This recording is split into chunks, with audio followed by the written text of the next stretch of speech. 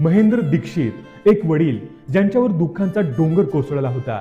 त्यांचा 25 वर्षांचा मुलगा लकी एका बाईक अपघातात गेला कारण त्याने हेल्मेट घातलं नव्हतं.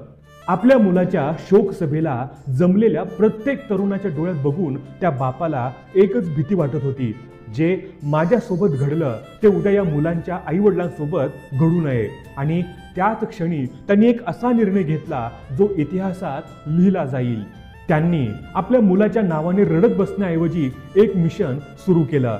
शोक सभेला आलेल्या प्रत्येक तरुणाला त्यांनी स्वतःच्या हाताने हेल्मेट वाटले आणि हात जोडून एकच विनंती केली, माझ्या मुलाने हेल्मेट घातलं नव्हतं म्हणून तो मला सोडून गेला.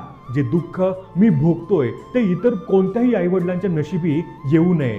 कृपा करा, गाडीवर बसताना हेल्मेट नक्की घाला.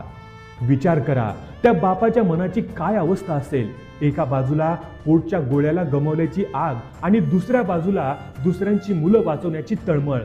याला म्हणतात माणसातला देव. ही फक्त एक बातमी नाही, तर एका बापाने संपूर्ण समाजाला केलेलं एक भावनिक आवाहन आहे.